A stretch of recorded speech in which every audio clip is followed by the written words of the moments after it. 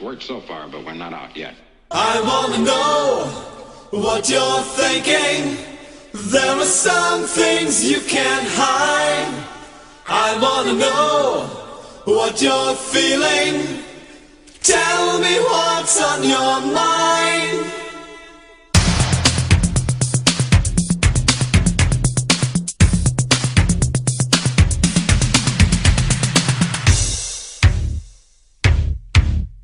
Pure energy.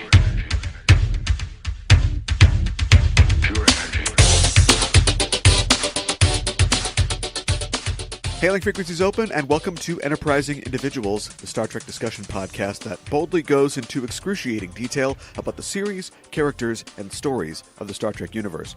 I'm your host, Aaron Coker, a.k.a. Caliban, and I would be thrilled to receive a Proficient Service Medallion for my podcasting efforts, but honestly, I'd settle for the Remember to Turn the Recording Equipment On ribbon. I'm joined on this episode once again by New York Times bestselling author David R. George III. David is the author of many Star Trek novels, including stories set in the original series era, Deep Space Nine, and the Lost Era adventures of the Enterprise B under Captain John Harriman. His latest novel, Original Sin, is part of Pocket Books' DS9 relaunch and features Captain Sisko in command of the USS Robinson on a mission to explore the Gamma Quadrant. Dave, welcome back to the show. Thanks, Aaron. Thanks for having me. It's good to have you back on. Today we'll be talking about Duet, the 18th episode of the first season of Star Trek Deep Space Nine. Human beings have been writing about war since the invention of writing, and with the tumult of the 20th century as a muse, the authors of the last 100 years have found an endless supply of stories to be found on the battlefield, from the sweeping romanticism of Gone with the Wind, to the cynical satire of Catch-22, to the bleak brutality of All Quiet on the Western Front. But the stories don't end when the guns fall silent. War kills not only soldiers, but also leaves communities, ideologies, and economies broken in its wake. Stories that show the aftermath of war, like The Third Man, or The Deer Hunter, or Johnny Got His Gun, remind us that the real victims of war are the ones that never fire a shot. And over the course of its 7 seasons, Deep Space Nine would return again and again to tell us that war makes victims of the innocent and guilty alike. But we'll talk about that a little later in the show. First, Dave, I have an update for you on a question that vexed us when you were last on this program. Oh, I know where you're going. The question, of course, is, was Jonathan Goldsmith, a.k.a. the most interesting man in the world, on an episode of Star Trek, namely the episode The Corbomite Maneuver, the episode that we were discussing? And, according to Star Trek Fact Check, which you can find at startrekfactcheck.blogspot.com, the answer is no. They addressed this urban legend in November of last year after William Shatner tweeted that Goldsmith had been on Star Trek. Shatner tweeted that in October, and our episode posted in August. So, if we're responsible for the recent interest in the subject, I will take that. Thank you for listening, Mr. Shatner. However, on 2 separate occasions, in a Reddit AMA in 2012 and in a 2016 interview with the Academy of Television Arts and Sciences, Goldsmith denied having appeared in the episode. Just one of those urban legends, huh? Right. And it seems like the confusion comes from the fact that in the Star Trek Concordance, Bijo Trimble had listed Jonathan Lipp as being one of the crewmen in the episode. Jonathan Lipp was the stage name of Goldsmith early in his career. And Bijo seems to have gotten the Lipp name from a memo that she found in the UCLA Special Collections Library when she was researching for the Concordance. But that turned out to be, the memo that she found was not a cast list for the episode, but it was a list of the actors who auditioned for the role of Bailey, which was, of course, played by Anthony Call in the episode. So someone on the internet read that in the Concordance. Early in this decade, they picked up on that name. They made a meme, and it just took off from there. That's some impressive research, I have to say. I actually tried to look into it after we did the podcast on the Corbomite Maneuver, and I certainly didn't know about StarTrekFactCheck.com. I don't know why that didn't show up, but I couldn't find anything that corroborated him being on the show. And obviously we know why, because there is no corroborating evidence because he wasn't actually on it. Right. But I'm delighted to hear that you cleared that up. I would have been surprised if the answer had been yes, because, you and I talked about who he could have been, and obviously some supernumerary somewhere, some extra in the background. Right. But there were only a couple of scenes where there were actually extras visible, and I looked at those, and none of them even remotely resembled either him as he is now or what you could even have surmised he might have looked like when he was much younger. So I'm not surprised to find out he wasn't on it. It's interesting how these things develop, though. Yeah, it's really how they propagate it. It is interesting. And I think it shows that the career of Star Trek history minor or investigator is something that I think would be a viable job, especially as we get farther and farther away from the original series. Something that never really passed the smell test for me as a former actor is that Goldsmith, or Lip in this case, he already had his SAG card by 66. He had speaking guest roles in other shows of the time, like 12 O'Clock High and such, which would explain him auditioning for the role of Bailey, but there'd be no reason that he would take a non-speaking extra role in a 10-second crowd scene. If he didn't book Bailey, then he'd be off to look for some other guest role for that week. Well, how many credits had he had before that? I mean, sometimes people just took work just to get a paycheck, even if it's just being background, Mm-hmm. But had he had a lot of credits to that point, or? I think he'd had probably half a dozen. It's hard to tell because I do know of actors who have had speaking lines but have gone back and just done background work from time to time when they couldn't get anything else. But yeah, I mean, it all seemed fishy. But if it's on the internet, I know that people think if it's on the internet, it must be true. Yeah. Or on a podcast. Right. Yes. Well, all credit goes to Star Trek Fact Check for that, which I discovered doing research for this because I wanted to have a definitive answer. And it's good to have that put to bed. Now I have to find out whether or not Victoria Vetri was in Assignment Earth to make Greg Cox happy. Okay, who's Victoria Vetri? So when Isis, the cat feline companion of Gary Seven, at the end of the episode, Assignment Earth, transforms into human form, she becomes a very comely, sort of dark-haired female. And it's always been, it's even on Memory Alpha, it's always been assumed that that was Victoria Vetri, who was a actress and got her start as a Playboy model in the 60s. And I said that to Greg Cox when he was on the show, and he was immediately like, "That is not Victoria Vetri!" I'm like, whoa, okay. And he told me this whole story about how, just like the Jonathan Lip thing, this misinformation gets put somewhere on the internet, like Memory Alpha, or in a quote-unquote trusted source, and then gets propagated. But he knows for a fact, and I trust him, being like the expert on all things Gary Seven, that that is not Victoria Vetri. It is some unknown actress. Well, and that's the problem, too, is unknown. I mean, It's not like you can just, I mean, she had no lines. She was essentially featured background, I guess, because the way it played out. But still, oftentimes, and even more today, those actors don't get credit. Yeah. So, there's nothing to check it against. I mean, it makes it difficult to track down. How long has Star Trek Fact Check been around? I didn't know about that site. I didn't either until I just found it now, and I'm actually going to send him a tweet about the Vetri thing and see if he can track that down. I think it's been around since 2015 or 2016. I'm going to have to check that out because there's so much misinformation out there or speculation or what have you. And the thing about propagating rumors or even truths on the internet that I've noticed in trying to do research, the internet is a decent place to start, but it's difficult to really trust it because when something gets out there, if I'm trying to find something in particular, I'll find what seems to be a fact about something, and then if you try and to authenticate it in other sources on the internet, you'll find that not only is the fact copied elsewhere, but the exact verbiage is copied elsewhere. So you know that this stuff just propagates by cutting and pasting. Yeah. So if it's wrong once, it can easily be wrong 100 times. Yeah. And Google does not cater to academic search results. You're going to see something. No. Somebody posted something on social media or Facebook, and the first 200 results are going to be that before you even get into something that might be considered a reliable source. Right. I have to say, in your introduction, I was impressed by the mention of All Quiet on the Western Front, Johnny Got His Gun. These are not contemporary references.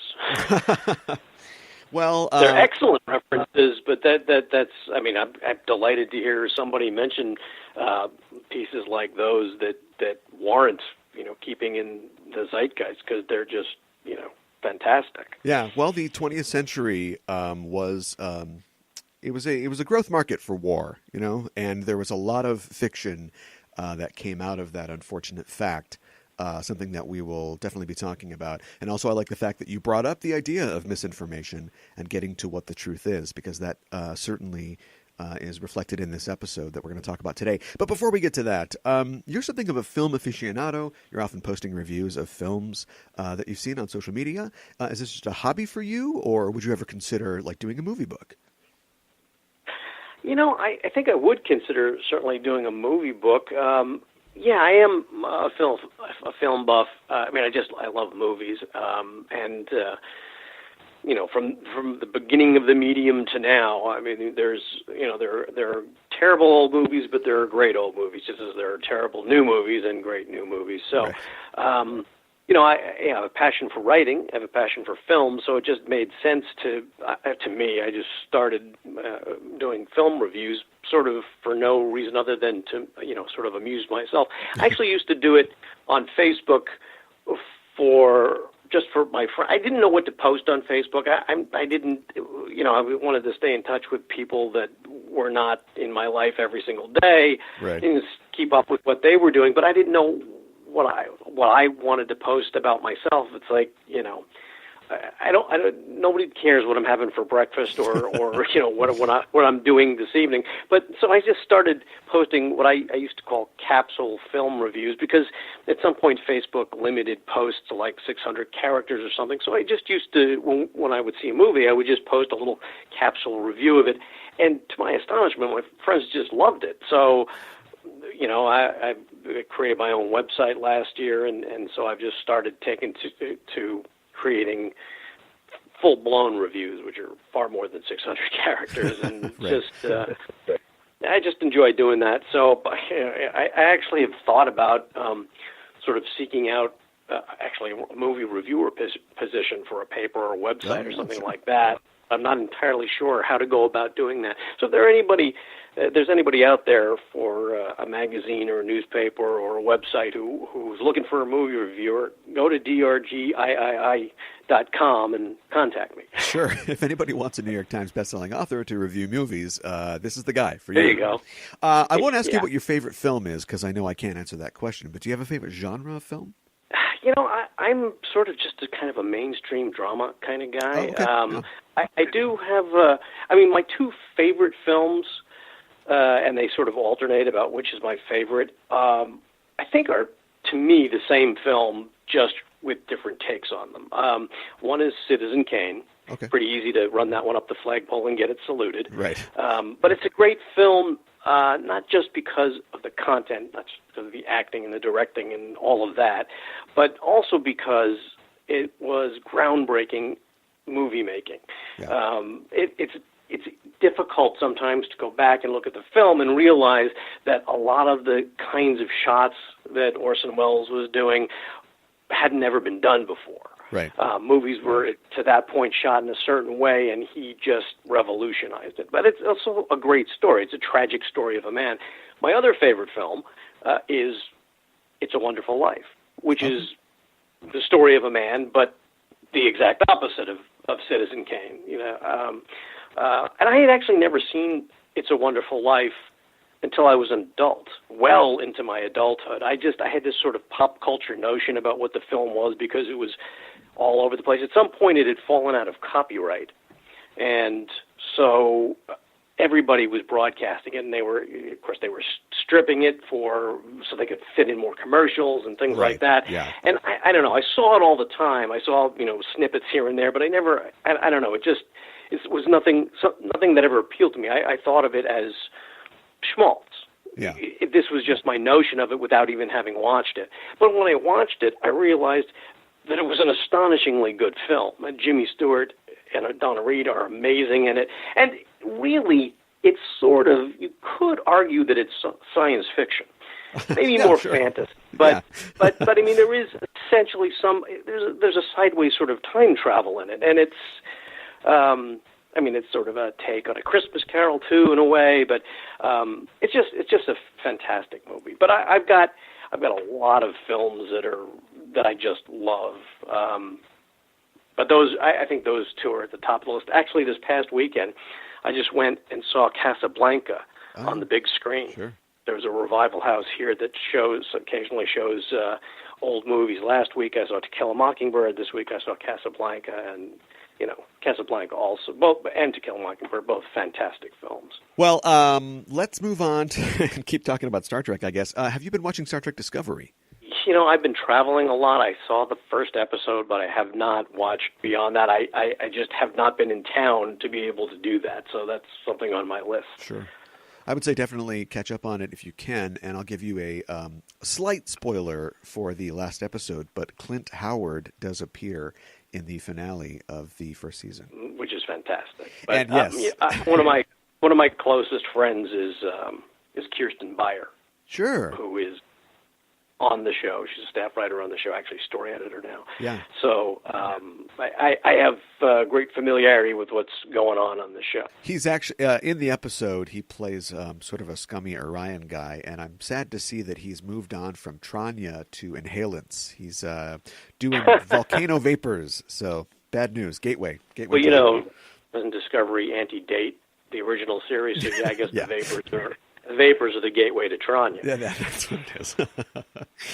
They also de-age you to a baby, I guess, or a very small child. Yeah, right. They give the Benjamin Button effect. Can you tell me why you chose this specific episode, Duet, to discuss today? Well, I thought about, obviously, what my favorite Star Trek episodes were across all of the series, and my favorite episode, which you've already discussed on the show, is The City on the Edge of Forever. Yes. Again, another one that's easy to get everybody on board with. A love story, a morality story, and, the very favorite time travel story. But Duet, I liked Deep Space Nine when it first came on. I didn't necessarily think, I'm trying to remember my attitude about Deep Space Nine when it first hit the air. First of all, hearing the name Deep Space Nine didn't actually give me a great deal of confidence, which is ridiculous, of course. Don't judge a book or a television series by its cover or title. Sure. But Deep Space Nine, I think there was a really like a B science fiction movie called Deep Star 6 or something like that. Okay. And hearing Deep Space Nine just gave me it's like, man, that's a terrible title. But when the show came on, I liked it.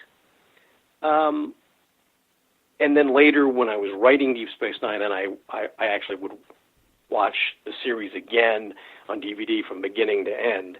And at that point, sort of, when I rewatched it, I actually fell in love with the show and realized how amazing the show is. But in my initial run, I liked it, and I remember getting to Duet, and the episode just blew me away. And it remains one of my favorite hours, not just of Deep Space Nine, but of all the Star Trek series. So I thought, hey, nobody's picked this episode. Let's pick this one. Yeah. And you used similar themes and even the setting of the Galatep camp in your novel, The 34th Rule. Yeah, and actually I didn't even think about that until I was watching the episode, and they mentioned Galatep. I'm like, oh, right, I was there. I did that. Yeah. I did that. And in fact, obviously this is where I got it from, but it's funny you should mention The 34th Rule because I was just recently a guest on the Literary Treks podcast. Oh, sure. And they asked me to discuss The 34th Rule. Okay. So, which I was reluctant to do because I wrote it so long ago that I was like, am I going to even remember? But it turned out once we got talking about it, I did. So we were talking about Galatep. So when it showed up in Duet, I was like, oh, right, yeah. Oh, yeah. That's here. I did that. Well, let's get into talking about this episode, Duet, the 18th episode of the first season of DS9. It first aired on June 13th of 1993. The teleplay for the episode is by Peter Allen Fields, who is an executive script consultant for the 5th and 6th seasons of The Next Generation and a producer for the first 2 seasons of DS9. He wrote many episodes of TNG and DS9, including the teleplay for The Inner Light. And the story for the episode is by the writing team of Lisa Rich and Gene Kerrigan-Fauci. They wrote the teleplay for the TNG episode Liaisons and the DS9 episode Move Along Home. 2 episodes I'm not particularly fond of, but this one turned out all right. It was directed by James L. Conway, who directed 18 total episodes of the 4 post-TOS pre-Discovery series, including Broken Bow, the 2-hour pilot of Enterprise. No star date is given for this episode, so we don't know it. And your assignment, Dave, if you can, is to give us a 25-word synopsis of Duet. I'm a novelist. 25 words is, that's barely an opening sentence. A Cardassian shows up on Deep Space Nine who Kira believes to be the commandant of a notorious work camp on Bajor during the occupation. And she wants to make sure that he pays for his crimes. I think that's perfect. That's very succinct and descriptive. Here are some interesting facts from the memory banks about this episode. The working title for the episode was The Higher Law, and it was conceptualized by Rich and Kerrigan Fauci on the idea of a character having to defend their worst enemy. It was also conceived as a bottle show to offset the expense of DS9's pilot Emissary. The plot of the episode was based on a novel and play by Robert Shaw, yes, that Robert Shaw, called The Man in the Glass Booth, where a man is put on trial for Nazi war crimes, but it's later revealed that he isn't who he says he is. Leonard Nimoy, interestingly, played the lead role in a production of the play in 1971, and the play and the novel themselves are based in part on the actual Nuremberg trials and the capture, trial, and execution of Adolf Eichmann in the early 1960s. And this episode marks the first mention of the Shakar resistance cell that Kira was a member of. That will return over the course of the series of DS9. It's one of the few DS9 episodes to have no B or subplot. It's focused entirely on the main story. This episode finds itself in many lists of the top 10 episodes of Deep Space Nine. It was ranked by Cinefantastique as the best episode of Star Trek Deep Space Nine. It's also a favorite of actors Nana Visitor and Armin Shimmerman, and also Trek author Terry Erdman and Trek producer Dave Rossi, both former guests on this show, cite it as one of their favorite episodes. The guest stars in this episode, of course, the premier guest in this episode is Harris Yulin as Maritza. Yulin has appeared in well over 100 TV and film projects and is a stage director himself. And I'm sure you've experienced this. He's definitely a that guy, as in you're watching a show and you go, hey, it's that guy. He's appeared in films like Scarface, Ghostbusters 2, Training Day, Looking for Richard. And he was also in Cutthroat Island, although I can barely remember anything from Cutthroat Island, and I think that's a mercy. Can't tell you because I never saw it. But Harris, I'm trying to remember where I picked up this piece of information. So, and if it was on the internet, perhaps it's not a true piece of information. Oh, okay. But it might have been in this one of the Star Trek Deep Space Nine resources.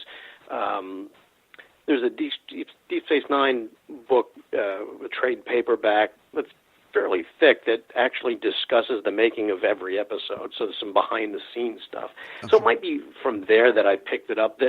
That watching the dailies, people weren't particularly enamored of Harris Yulin's performance. Okay. Just seeing him on screen, it didn't seem to them that it cohered. That actually there was that he was following the through line there. But watching the episode, you just can't. I couldn't help but be impressed by everything that he did, because here's a man who wants. I mean, he's a patriot in the sense that he wants his people to be their best selves. Right. And yet he knows that they haven't been, because he witnessed and appreciates the immorality of what they did on Bajor, of not only occupying Bajor, but of brutalizing its citizenry. So he wants to pull his people up out of that, and so essentially wants to put the man he's pretending to be, this brutal commandant of Galatep, on trial, to put his people on trial, not to hurt them, but to help them get past it and elevate themselves. Right. And also, on top of that, he's dealing with this tremendous guilt he has for essentially doing nothing to prevent this brutality of the Bajorans. Yeah. Even though he was in no position to stop it, he feels culpable because he could do nothing but cower when he heard their screams. Yeah. It's a very poetic episode, I think, and the levels that Harris Yulin played, because now he's playing. First, he's portraying somebody who's pretending to be. It's a double secret, reverse. It's right. Unbelievable. I mean, this file clerk goes to Deep Space Nine intentionally, and so that they will think that he was at Galatep and imprison him. But he claims to be this file clerk. But 5 years earlier, he had actually had reconstructive surgery on his face to make himself look like the commandant of Galatep. Right. And so he pretends to be this file clerk that he actually is, until they discover that, by his looks, they can determine, no, he's actually the commandant of Galatep, the right. Butcher of Galatep, they call him, Goldar Heel, but actually he's Maritza, the file clerk, pretending to be Darheel, but he doesn't want to be found out. But then he is found out, and he reverts to being who he is in reality. So he's playing multiple levels of this character, and to my appreciation, very, very well. Yeah, he relies on, he knows Kira, I suppose, by reputation, so he relies on our hero in this instance to, ferret out the truth, but he doesn't count on the fact that she is our hero and she's going to ferret out the entire truth, so his sort of switchback deception kind of turns on him. And I'd agree with you, or at least I'd also be confused with you at whoever was complaining about his performance. Like, I understand that they shoot things out of sequence, and so, but the fact, it just shows how skilled he is, and probably how well he worked with the director and the director's skill, in that they kept that line going, which can be very difficult as an actor to do when you are shooting something out of sequence and having to know exactly where you are, especially with a character who goes through all these stages. And yeah, I'll have to ask Star Trek Fact Check about that one too, because I don't know what they're talking about. It's excellent. He's very different in all those stages too. Yes. And because it's a bottle show, because so many scenes were shot on the same set, the Odo's jail or brig, I don't know that they would have shot out of sequence, but they certainly could have, and that might have. Maybe that was the source of that, or maybe I'm just imagining that and I'm not right about it. But the thing of it is, he didn't. Also, want to point out, this man did not know Kira by reputation. He actually sought out, and you find this in the episode. He sought out information on Kira months earlier. He put an information request from where he was residing on Cora 2 to find out. About Kira, right? So he did his research to know. All right, this is somebody who fought in a resistance cell. And although the episode doesn't make this, doesn't say this explicitly, it's certainly plain from the facts of it. Kira was a teenager when she was doing this, sure, yeah. Or possibly even young. She says she joined when she was 12. In the first season of Deep Space Nine, she's 25, 26, something like that, and they're referring to events 12 years earlier, which makes her 13 or 14. Right. So not only was this, even for an adult, I'm sure, that liberating a brutal forced labor camp. I think of the American soldiers liberating Auschwitz or Birkenau, and how they were impacted by it. Now to think of somebody, imagine if one of those American soldiers had been 13 doing that. So right. You're not only just have the human reaction to this absolute horror, but at 13 or 14, I don't know at 26 or 30, at 40, you would have the experience enough to deal with that, but certainly you don't have it at 13 or 14. Oh, certainly not. Yeah. So Kira was clearly deeply affected by that, and you can see where her emotions come from easily in the episode. Yeah. Mark Alimo makes his first reappearance as Gul Dukat since his first appearance in the pilot emissary in this episode. Also, Robin Christopher has a small part in the episode as Neela, O'Brien's assistant.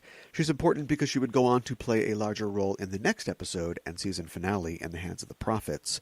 The character of Anara, which was played by actress Benita Andre, was introduced in the episode before this, The Forsaken, and she was originally intended to fill the role of Neela in these 3 episodes at the end of this season. But the producers decided that Andre wasn't quite right for the role, and so they recast her and renamed the part. Yeah, it's very clear when you see Neela, although is she given a name in the episode? I don't believe in this episode, no. Yeah, I don't think so.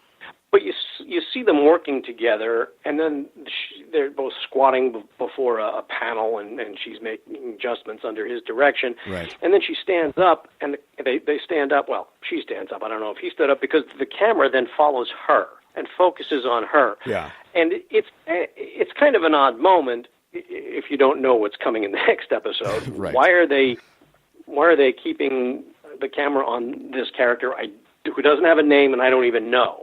Yeah. Right, but I guess obviously they wanted to establish her, right? So that just pulling somebody for inventing a new character for the finale of the first season. Yeah, you always have to watch out when suddenly there's somebody who's hanging around very prominently in the background in a Starfleet uniform, or in this case a Bajoran uniform. Right. And they tried that a couple times in Deep Space Nine, or excuse me, in The Next Generation early on. They would have like, oh, this is the kind of silly character who's going to be an aide to Geordi, and oops, she spills coffee on the captain. And I think they decided, okay, let's just not do that. Let's not even bother with that. Yeah, although I know that they did that in Voyager. My wife saw a play this past weekend that starred Martha Hackett. Oh. And Martha Hackett, I know that name. She was in my episode of Voyager. Right, yeah. And in fact, I think she played Seska, and Seska is sort of one of those characters, but she had a greater role than just 1 or 2, 3 episodes. I mean, she had an arc ultimately. Yeah. But she was introduced in Prime Factors, so... I get that when you want somebody to play a role in a show, it's better.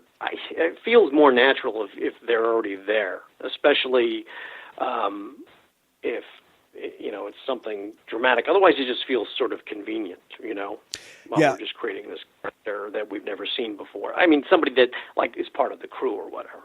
Yeah, it is difficult, and also you have to service, of course, your ever-increasing cast. Like by the time we get to Voyager, you've got essentially 9 principals that you have to service. So I think it's tough to do that, to service all those characters. Let's just... Well, it absolutely is, and you see that in this episode in Duet as well, because that scene with O'Brien...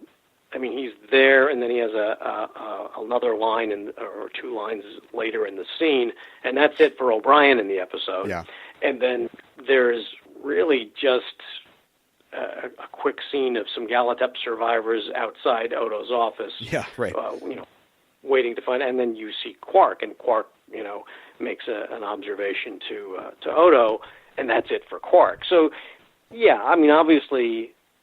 It's difficult as a writer to service all of your characters, you're servicing all of your actors. Yeah, right. When you've got a large cast. And the Star Trek, the original Star Trek didn't really have that problem because Star Trek was not an ensemble show. No. There really wasn't such a thing as an ensemble show really back in the 60s. I mean, that show starred William Shatner and Leonard Nimoy and DeForest Kelley, and everybody else they were they were more than extras, obviously, but they didn't have a lot of roles to play in most of the stories. Right. And that's wholly different with Next Generation and Deep Space Nine and Voyager, where you've got these enormous casts, and you want everybody to show up. You want your actors to get paid and get residuals, right. And maybe be able to make a living, so they need to appear. But then you've got shows like this, which are very clearly a Kira episode, and in fact, Sisko's not in the episode all that much either. That's true. It really is Kira forward. Yeah. And it should be, because, to me, this is Star Trek. This is quintessential Star Trek. This is what Star Trek's about, for me. And it's always been that way. Even when I watched the show as a kid, I really gravitated to its themes of inclusion, right? Everybody deserves a seat at the table. And in a lot of ways, this episode is not just about the traumas of war and the post-traumas of war, but it's also about racism. Yeah. Because everything that Kira went through has made her predisposed to hate Cardassians. Yes. And that's one of the beautiful things about this episode, is that Kira, in a very organic way, comes to understand that that's the wrong attitude. Mm-hmm. Mm-hmm. And to me, it's a very impressive piece of growth for the character. Yeah, absolutely. There's also a theme. I mean, social allegory has always been the bread and butter of Star Trek storytelling. And there's also a theme in this episode that history is not only written by the victors, but it's erased and edited by them as well. And the Cardassians have so much pride as a people that they can't seem to really countenance what they did during the occupation, so that death camps become work camps and freedom fighters are terrorists, and there's a real mistakes were made on both sides vibe, which is sadly all too real in our world. Yeah.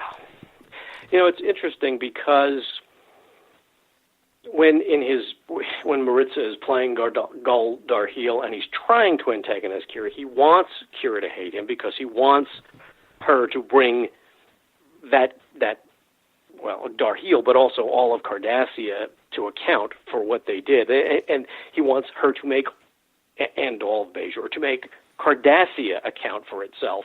But when he's talking to her and baiting her, he actually does tell some truths, really, which is really interesting. And some of these are shaded, like you say. I mean, he calls for Kira, she's a freedom fighter. To her, to Darhe'el, he's a terrorist. Right. She's a terrorist. And Kira essentially admits to having killed civilian Cardassians. Yeah. She says a lot of things I regret doing after he says you killed civilians. But he also says, when she says you're a war criminal, he says she'd like that to be true, but we know there was no war. Bajor surrendered, right. Which also there's truth to that too, and it's a truth that hurts. So Kira's not, on top of everything else, she's not just remembering the horrors she witnessed at Galatep. She's not just remembering, to this point, most of her life has been lived under the occupation, under the brutal yoke of Cardassian oppression. Yeah. She's not just remembering all of that. She's also dealing with the fact that her people didn't stand up and throw off that yoke of oppression. They did capitulate, and so it's many layers that are involved in this episode that just make it, I think, well worth watching. And it's a theme that I've touched on this in some of my books, some of my Deep Space Nine books, because I find it so fascinating. Because what Darhe'el, or Maritza as Darhe'el, says in this episode, Kira says, "Well, we did stand up and we got you off of Bajor," and he says, leaving was a political decision. Right, yeah. And really, that's borne out by Emissary, by the first episode. Cardassians ultimately chose to leave. And they didn't really have to. The Bajorans were fighting, but they weren't going to win, they weren't winning. So I don't know. To me, it's all fascinating. It's and of course the obvious parallels to the Nazis and World War II and Germany and the concentration camps are obvious. Just because they're obvious doesn't mean they're not worth exploring. Oh, certainly. I was reminded of real-life situations where war criminals or atrocities are being brought to light, whether it's the capture and trial of Eichmann, like I mentioned, or the work of truth and reconciliation commissions in places like Argentina or South Africa or Chile. Just the idea of letting the stories be told. It isn't necessarily that somebody is going to be punished or we're going to go hunt somebody down after this, but just the idea that these stories don't get told. These people, there's nobody left to tell the story, and so the people who are left can say whatever they want. And part of the restorative process is just setting the story straight. Getting the truth out. A couple of years ago, I went for the first time, I went to Auschwitz, and I went to Birkenau. And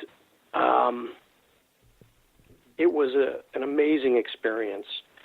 I don't have a family history. I don't happen to be Jewish or Romanian or any of the groups that were oppressed by the Nazis, and that was completely immaterial because this is a human loss. This is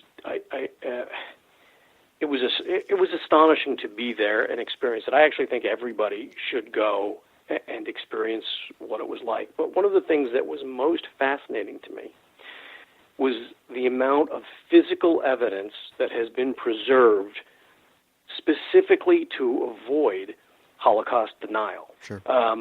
And it's amazing to me that they anticipated that they would need this proof, right? That just the collective memories of everybody wasn't going to be enough. Right. So there's actually a dramatic amount of physical proof at Auschwitz of what happened. Yeah. And of course, the Nazis, when it was apparent they were going to lose the war and they started to withdraw, like the Cardassians in Deep Space Nine, they tried to destroy evidence of everything. Yeah. Now, it always struck me as a virtual admission of guilt, because if you haven't done anything wrong, if you can justify why you're running these camps and in the way that you're running them, why destroy all of the evidence of the camps and how you ran them? Right.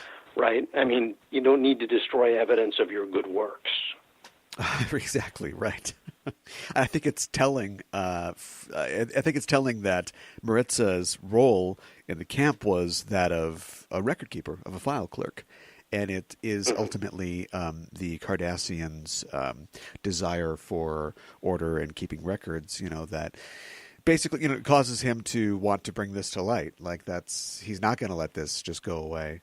I'm reminded a lot in this episode. I think the parallels from Gul Darheel to Eichmann are clear. Eichmann, of course, oversaw the deportation of much of the Jewish population. And even I was looking through, there's even some quotes by him specifically that seem that you could just stick them right into Darheel's dialogue. Him talking about, leaping, laughing into the grave, because of, what he's done, his work giving him a sense of extraordinary satisfaction. It's chilling, and the dialogue from Darheel or Maritza as Darheel in the episode is chilling as well. It's one of the things to me that's chilling about it is that somebody can die in a car accident. Somebody will die in a car accident today. Many people will die in car accidents today, and that's terrible. It's terrible for them. It's terrible for their families, for their loved ones. But it's something that was an accident. I mean, which doesn't mitigate it at all. But what happened during World War II in the camps, for example, in all of Nazi Germany, is completely avoidable, right? Yeah. This wasn't an accident. This was intentional. And again, when I was at the camps, it was the sense of outrage isn't even the right way. It's just such sorrow that human beings could actually intentionally do this. Right. And it feels like an aberrant human being could do this, but this was more than one aberrant human being. And I wonder how much of a peer pressure or mob mentality contributed to all of this. It's just, I don't know. It's just that sort of that aspect of it, that this was completely unnecessary. Even with respect to the Nazi war effort, it was unnecessary. I mean, this I just not that they were justified in wanting to war other than the Holocaust. That was terrible too. But it's like you didn't have to do this, and yet you did, and it's really tough to wrap your brain around. Yeah, just the banality of evil. Yeah, right, yeah. I've heard before that the Cardassians aren't supposed to stand in for anyone in particular, or even that in many ways they represent like the Soviets, during the Cold War. But I've always thought that they had stereotypically Germanic traits. They don't seem to have much of a sense of humor. They're preoccupied with order over equality. They value, loyalty, family, the fatherland. They like symmetry and Gothic architecture as well. And meticulous record keepers. That's right. And love the sound of their own voices. Oh, yes, the Cardassian Monologue, I think gets its debut, really, in this episode, which would go on to appear in many, many other episodes of the show. And, of course, the gray uniformity of their costumes must be trying to invoke Nazi Germany. Maybe, like, Prussian virtues would be more accurate. If we don't want to indicate anybody who's still around today, the idea of efficiency and discipline, the reward of the work ethic, the good of the state being valued over the individual. And only the Cardassians could take a military award that is given to a superior officer that apparently you have an off-world ceremony for. It's a big deal, and they call it the Proficient Service Medallion. It's like the faintest of praise. And I don't think Cardassians would even be aware of the irony, which, again, with the German parallels, I've heard from comedians and funny people who have visited Germany, irony not real high on the list for them over there. Yeah. It's interesting. All of this sort of invokes the kind of the best of Star Trek and not the opposite of the best of Star Trek, not the worst of Star Trek, but a sort of a kind of a catch-22, which you also mentioned earlier, in that Star Trek often espouses these ideas of inclusiveness and not being prejudiced in any way, not judging an individual not judging an entire race by one series of traits. And yet what Star Trek does necessarily has to do as a show, it's introducing alien races all of the time. Right. And sometimes recurring alien races like the Romulans and Klingons initially, and then the Cardassians and Deep Space Nine. They actually do typically paint the entire race with one brush because they have to in order to demonstrate who these people are, to give the audience a frame of reference. I did do the one episode of Voyager. The general rule of thumb in creating a race, the shorthand for it was, if you're going to create a new race or new civilization or whatever in Star Trek that we haven't seen before, you can do it with 2 rooms and 4 guys. Right. Right? Because there are practical considerations. There's budget, there's time to make the sets, all this. So you're gonna write an episode that has a new civilization in it. You can show that civilization with 2 rooms and 4 guys. Right. But the thing is, so all Klingons are belligerent and all Romulans are sneaky and are initially at least. The Klingons sort of metamorphosed into what the Romulans were, with the honor and all of that in Next Generation. But so again, they're creating what seem to be monolithic societies, just as a shorthand for being able to include them and use these particular traits to explore the human condition. Right. So it's kind of, like you say, a catch-22. It's a weird thing. So I know that you say the Cardassians aren't supposed to stand in for anybody, and that's kind of a good thing. Oh yeah. Because you can use them to search out what you want to talk about from many aspects of humanity, which of course is what all Star Trek is an exploration of the human condition. At least I think that's what it is when it's at its best. Yeah. I think they kind of lucked into that with the Cardassians as well, because when they were first introduced, I think everybody in the production was kind of dismayed that they weren't well defined. They, of course, appeared first in the episode The Wounded, and I think that turned out to be a good thing because they were allowed to grow and show nuance, as they appeared again and again, to the point where when they were going to make when they made the episode of Next Generation Ensign Rowe, Rick Berman suggested that they should use the Cardassians as the conquerors of Bajor instead of the Romulans as they originally planned. And quick sidebar, thank God the franchise has showed restraint mostly in using the Romulans.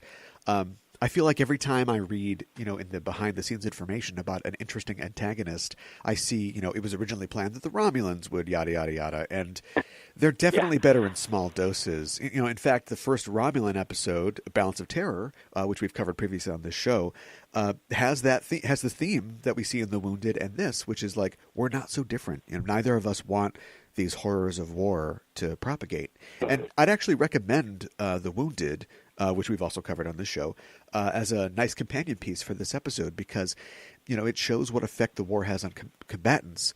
The Wounded does, while Duet emphasizes the effect on civilians or non-combat personnel. They both explore what war makes of us. I think one of the great things about Deep Space Nine was it often didn't go where you thought it was going to go. Uh-huh. And actually, the latter few seasons of The Next Generation were kind of like that as well. And in The Wounded, you're trying to deal with a rogue Starfleet captain, and him not doing what's right, and O'Brien's genuine racism, his antipathy towards essentially all Cardassians, and then the Cardassians who we think are innocent turn out not to be so innocent after all. Right. And in this episode of Deep Space Nine, we think, oh, he's this guy.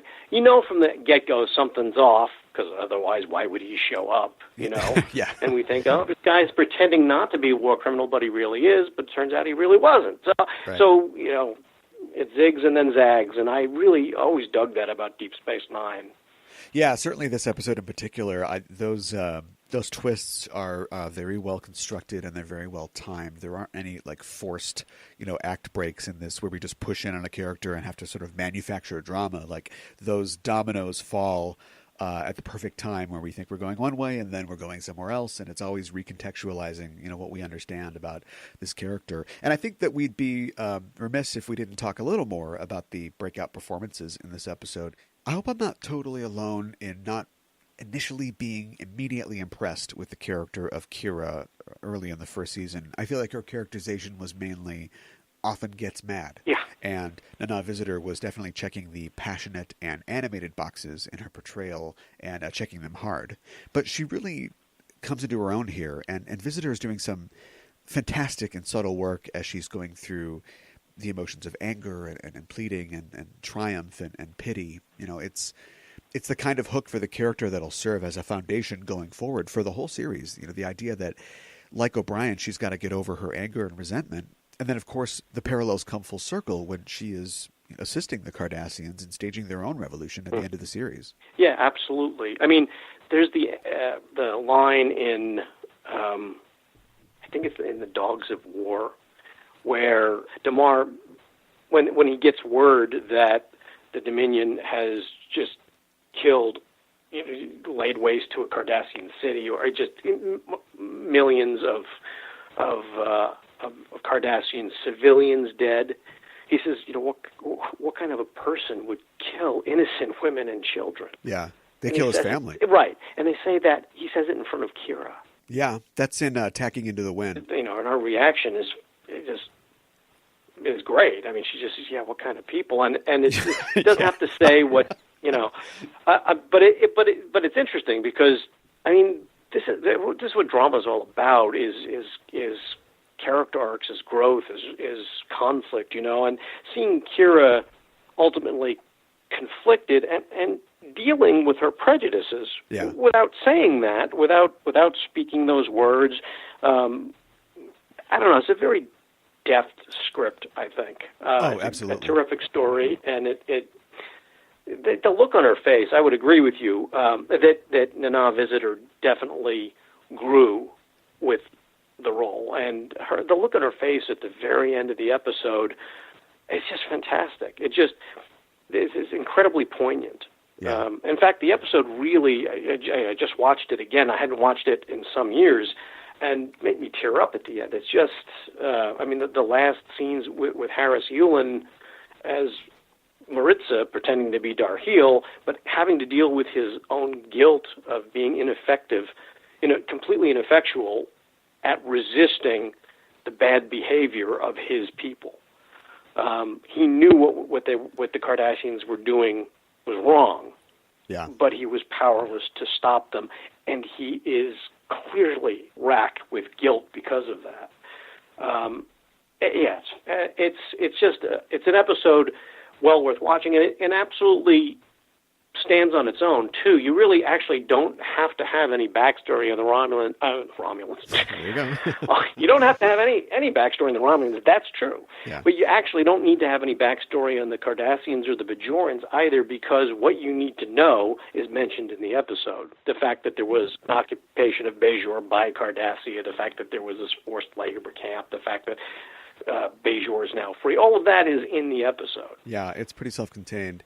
I was talking to Keith DeCandido about Attacking Into the Wind on an earlier episode, and we were talking about that scene with Tamara and Kira, and the fact that she says what she says, and it's brutal, and maybe the lessons that she learns here, aren't complete yet, but they are also, if you imagined her saying something like that or having something like that said in front of her in the first season, it would be completely different than what happens in that scene in Tacking Into the Wind, where she makes her thrust but is immediately just herself like, why did I say that? That was so stupid. He's just lost his family. He's been through nearly as much as I have, and I need to understand that, he understands me now. Yeah. Well, right, exactly. I mean, she in the first seasons, particularly the early part of the first season, the Cardassian says that in front of Kira, and she'd be ready to snap his neck. Right. In this, she actually, even though it's difficult, thinking that she would say this after somebody who's just lost their family. I was saying it was the city, it was his family. I forgot about that. But what she says, even though it ends up that it's cruel, and harsh, she's really saying it as a teaching moment. Mm-hmm. Right? She's trying to say, yeah, look, this is also what you and your people did. Yeah. It's the wrong time to say that, and she shouldn't have said it then, but she's not ready to even punch him in the face. She wants to utilize that moment to teach him something, to make him have this realization that essentially, hey, we're not different, right? We have families too. Yeah. And you killed our civilians. You killed our families. And, it's just, Deep Space Nine did a really fine job of exploring all of that, of mining all of the stress of war, the post-traumatic stress of war, and involved in all of that, there has to be some notion of racism or prejudice, because you don't round up all the Jewish people and throw them into forced labor camps and torture and experiment and kill them because you don't think that because you think they're the same as you, right? Mm-hmm. Yeah. Maybe some people realized they weren't different, but they just needed the scapegoat to unify the people or whatever. But still, there is this element of racism in there, of prejudice. It's always weird to me, the word racism in the context of humanity, when you think about it in a science fiction setting, because we're one race. Well, yeah, right? The human race. Technically, it's speciesism, but yeah, as an allegory, it's racism. Right, exactly. So, but anyway, it's just, an episode well worth watching. Absolutely. I think if there's one thing that I have to complain about, it's the rather trite end of the episode, where Otis from Mayberry, that we see in an early scene, comes back and just shanks Maritza. Trek episodes often just sort of switch off when the main conflict has been resolved. It's like they want to get that last twist of the metaphorical knife for this episode, in that Kira understands that everyone has been victimized by the occupation, but it's like, we get it, it's sad, and the camera pulls away as she's holding the guy. I think if the climax of Maritza breaking down and Kira relenting could have come a little earlier, so that last the fifth act is more of, what do we do now? Where do we go from here? And you get more of a sense that things might get a little better. We set a little more up. And then that's all taken away when he's stabbed. And we can see, Kira put Otis away, and we know that she's really going to be different going forward. We don't really get that. It just sort of ends. And we know for a fact that we're never going to see Stabby Guy again. Like, he was just a device. Well, it's fascinating. Otis as knife-wielding Stabby Otis. Killer. Yeah. Wow. I was not particularly enamored of that actor's performance It seemed a little too caricaturish. Sure. Right? Yeah. I mean, you know, I used to think when I was younger that, actors' jobs were to lie. Yeah, okay. Sure. Right? But in fact, actors' jobs are to tell the truth. Absolutely. Right? Yeah. They have to be truthful so that you can understand what's... So if you're playing a guy, I mean, this guy clearly prejudiced against Cardassians, but, you know, not that he's justified, but you can understand the reasons for it. But he didn't play it like that. He just sort of played it like this, you know, like a hayseed. I mean, it just, you know, like you said, Otis is the killer of the day. So that aspect of it I didn't like, but I have to say I did, you know, I really did like, in the last line, Kira's last line of the episode really sort of just demonstrates her growth as a character. And actually, the scene earlier, you're right, the scene earlier with her and with Kira and Maritza in the cell, where she outs him as not being the Butcher of Galatep, and him just breaking down and still feeling culpable for what happened just because he was there and did nothing to try and stop it. Yeah. That is just an incredibly moving, part of the episode. Actually, one of the things that, now that you sort of bring up, like, you know, an aftermath or whatever, I've always wondered about the aftermath of this episode because, which of course we never really saw any. As far as I know, this is never referenced again in the series. I don't believe that it is. But early in the show, when Gul Dukat makes two appearances, one's talking to Sisko, one's talking to Odo, and when he's talking to Sisko, I mean, he's essentially protesting the arrest of a Cardassian who actually is, well, he's being detained, but he hasn't been charged with anything, and Dukat wants him let go. Yeah. And this is before they know that he's Darhiel, or is pretending to be Darhiel, or admits to being Darhiel. And Dukat says, look, you're not Bajoran, I'm not Bajoran. I would hate for what's going on in the Bajorans' minds to come between the Federation and Cardassia.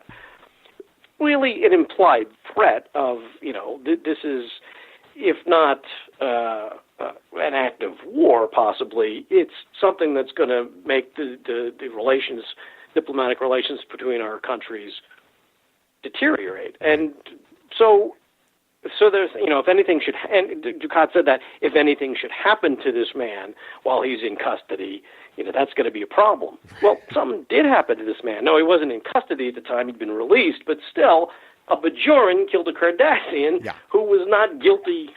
So I'm like, I would have liked, actually, gives me an idea for a book. Oh, there you go. The continuing story. Because really, I mean, that's...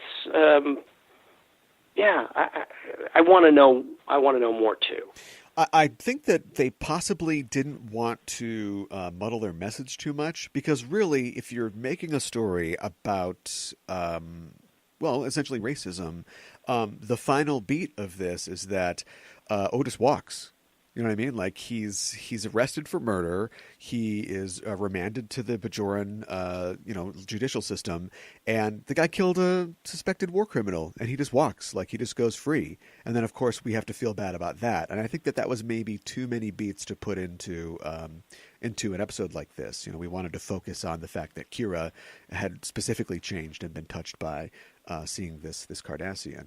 Right. Clearly, it's not about the murderer. It's about Kira and Darhiel, Maritza. So I think you're right. Too many beats, that could have muddied the message. I don't know that I would necessarily agree with you about the outcome. Although the Federation wants Bajor to join, Bajor wants to join the Federation. How does this impact that? I mean, there's.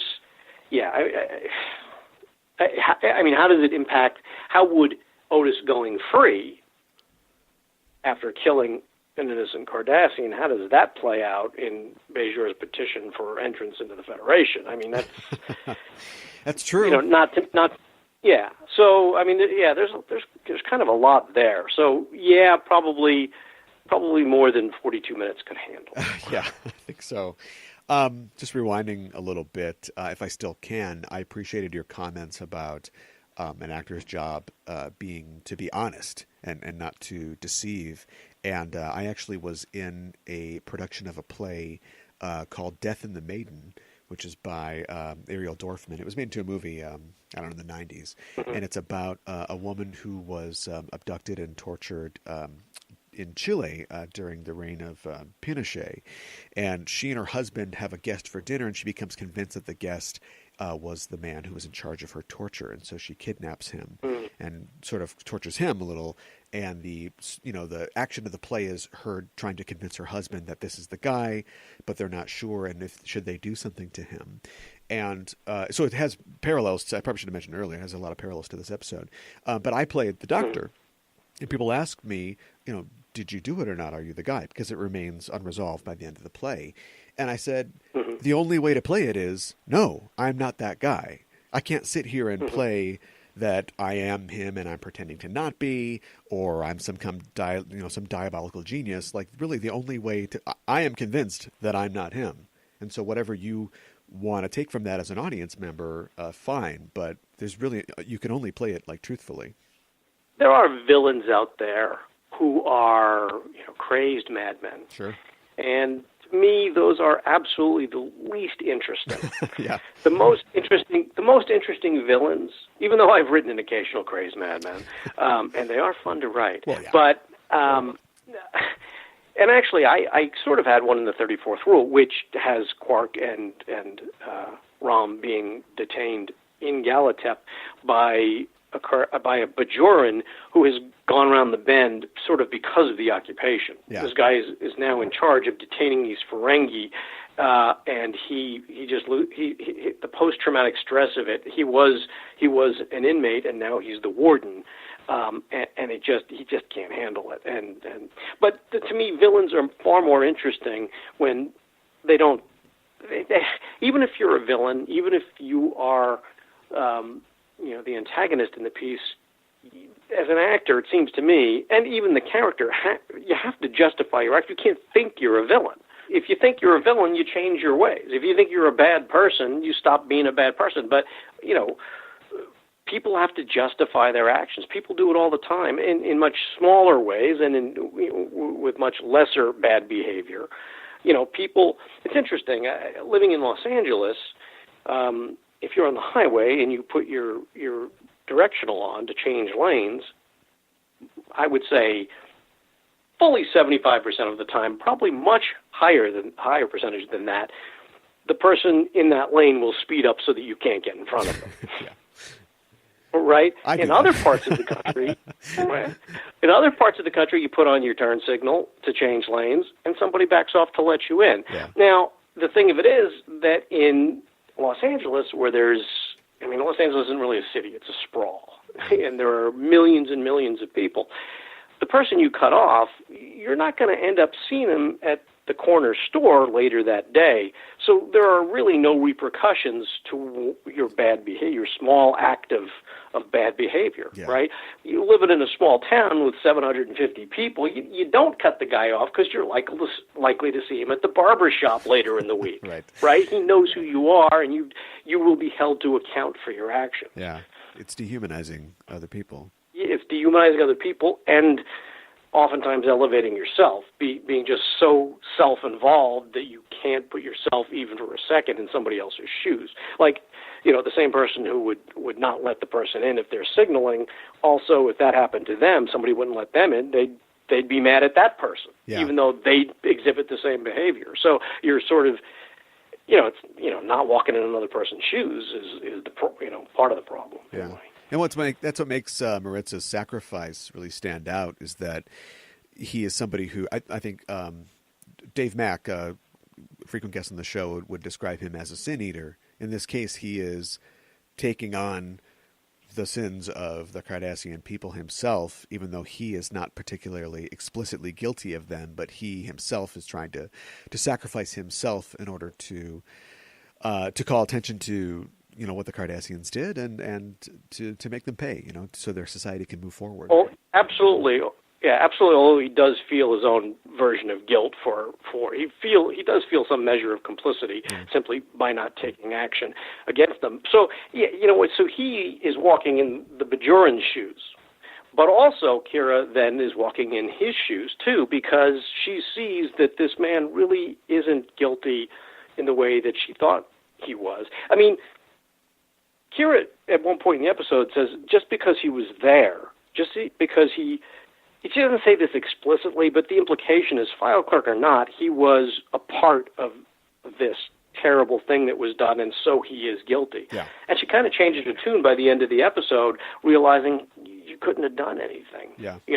And she wants someone to pay, just somebody to pay so she can feel better, but there really isn't anybody except for the people, who were in charge. I mean, there is no one to persecute or prosecute for it. Well, the whole thing brings up the question too of what makes you guilty of that war crime. Is it actually ordering or perpetrating the orders, or is it also following orders, or is it just being part of the infrastructure that allows those orders to be made and all of those horrific acts to happen? And the question is that right? I mean, is it? Yeah, I mean, it's not an easy. I was just following orders, Yeah, right. There's nothing I could have done, right? So yeah, I mean, the episode brings up a lot of great questions. Yeah, it certainly does. I think that we have covered just about everything, but is there anything left unsaid at this point? Any last thoughts? Well, there were a couple of lines, and amusing lines in the episode that I liked. I did like the fact that at one point they say he was a file. Well, Kira says, "What did you do?" They find him out. He claims not to have ever been on Bajor. Then they determine that he actually was at Galatep. And she says, Kira asks him, "What did you do?" And he says, "You'll be disappointed." And says, I was a file clerk. And she is kind of disappointed. She wants him to be more than that. She wants him to be guilty and all of that. Yeah. But later, when she's questioning him, she says, referring to the job he's had for the last 5 years before coming to Deep Space Nine, she says, "What is a file clerk doing teaching at a military academy?" Teaching filing. And I love, he says, "Believe it or not, filing." Yeah. The character is great in that he knows exactly what he needs to accomplish because he's so innocuous, at first. And then as soon as, he gets, the gun goes off, then he's giving her every single speech, from the dictator, book in order to inflame her to basically, suicide by Kira. But he has to keep it in until the table has turned, and then he can just be. And then every time she leaves and he comes back, he's like, "Oh, here we go again. Oh, you want to talk some more about this and that?" And it's just, you just want to strangle him. What's interesting too is there are times where whoever's talking with him leaves, and he's alone Maritza's alone in his cell, and Harris Yulin just takes a second or two to show that there's something else going on. You can see it in his eyes. Yeah. It's just great acting. You can see that there's more that's going on, and it's almost like he's trying to remember his lines. Like, okay, this is what Darkeel would say. Yeah. This is how I have to behave. This is how I have to react. It's very subtle, and it's something that you might not pick up on the first viewing, but it's something that watching it again, it's like, I can see the machinations going on in his head. This is what I have to do. And it's really great, and it's a subtle bit of restraint, I think, for the producers of the episode and the director as well, in that we don't, cut to him by himself. He's not really seen without another character there, so we don't get a thing where he's clearly, doing what you're saying, like taking the mask off. We know that something's wrong, but they don't blow the entire thing before it's appropriate. Right. It all hangs together very well. There are these hints, but as you say, they don't cut to him just by himself. It's just at the end of scenes. It's really terrific. I've been rewatching the entirety of DS9 and reviewing it for my Patreon patrons. And I should say, in some cases, watching for the first time, because I don't think I've actually seen every episode of the series. And I've just completed the first season, which is a little rocky and unfocused. like they're just finding their feet. But this episode is fantastic, and it's a clear sign that the gauntlet is being thrown down vis-a-vis this being a different kind of show. They're not going to shrink from the implications of the kind of topics they want to explore, and they're not going to reset, and just fly off at the end of every episode, and that's great. Yeah, I completely agree. When I watched Deep Space Nine for the second time, beginning to end, the thing that really struck me about so many of the episodes, and I was constantly saying this to my wife, is that the show is so human, which I don't mean as a slur. But it was Star Trek. If Star Trek's mission, in part, is to talk about the human condition, it does it over and over and over again in some wonderful ways. The show really stands out for me. Absolutely. Well, the last time you were on the program, you said that Kirk was your favorite captain, but Sisko was probably your favorite captain to write for. I know that Sisko doesn't have too big of a part in this episode, but how do you think that he does in handling this situation? It's interesting. The real decision he has to make in this episode is whether or not to let Kira handle the investigation. Right. And, in the beginning of the episode, he's very by the book, and, this man who claims to be Amon Maritza, and who actually is, but Amon Maritza, he Sisko he's not on a list of war criminals, so why are we holding him? Mm-hmm. And Kira's saying because he contracted a medical condition that is only possible for him to have contracted if he was at Galatep during this mining incident, and that was when the camp was being run, so he has to be guilty. He just plays it by the book. He doesn't want to hold somebody without cause. He doesn't want to try somebody without due process. He doesn't really want to just hand him over to the Bajorans, even though he might have to because he's on a Bajoran station and he gets a call from the Minister of State. But at some point, he goes to Kira and he says, I'm putting Odo in charge of this investigation.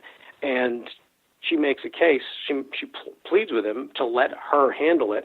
And he thinks that she's too close to it. And clearly she is. Right. But she says she needs to do this because she saw the victims of the internment at Galatep, and she wants to do it in their memory, and it's clearly very important to her. So that Sisko, in that conversation, I think Sisko can see it's not just about vengeance for Kira, because that would be just a terrible. Somebody who's just looking for vengeance, you can't have them in charge of an investigation. Right. Of that investigation, but she convinces him that it's more than that. It is personal and it's certainly subjective, and she cops to all that. But she also says, "Look, I'm your first officer. I'm going to conduct myself as your first officer, but I'm asking you as a friend. You said I was your friend once. I'm asking you as a friend."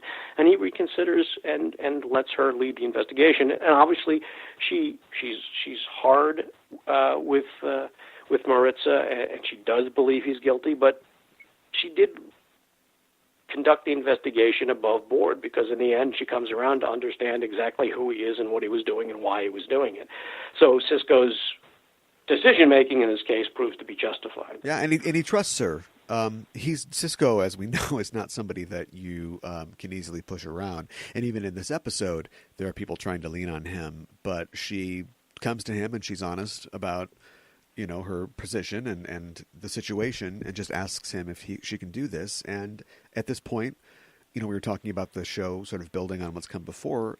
She's proven herself worthy of his trust in this situation. She justifies it, by her conduct. So, yeah.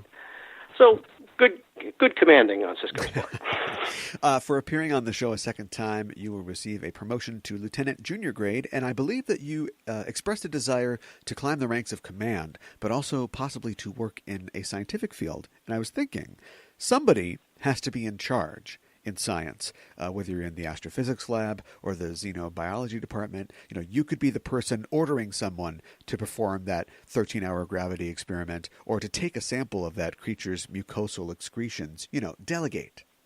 Spock, you botched the acetylcholine test. Right. You start yelling at blue shirts, and then later on you can yell at all the shirts.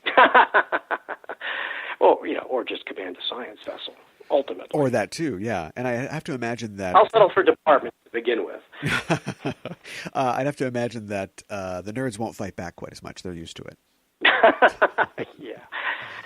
So try that out. Lieutenant George, thanks again for joining me to talk about Star Trek and the Star Trek universe. If people want to continue the conversation, and they can, at EISTpod on Twitter and the Enterprising Individuals Facebook page, where can people find you online? Best place to find me is my website, which is drgii.com, which is David R. George III. So drgii.com. That's the best place to find me, and you can contact me through there. You can look at the stuff that I've been writing. I put Star Trek stuff on there. I'm going to be appearing with a few other Star Trek writers at the Star Trek Original Series set tours in June, so I've got that information on there, and I always put that kind of stuff there. But also, hey, if you like movies, I got movie reviews on there. If you like baseball, I talk a little bit about baseball on there, which is another one of my passions. And my entire bibliography is on there. Anyway, that's where to find me online. Yeah, check out his movie reviews on Twitter, and also look for Original Sin and his other novels on Amazon and other places. Thanks again for joining me. Thanks, Aaron. I appreciate it. We're signing off until the next mission. Hailing frequencies closed. It's on your mind.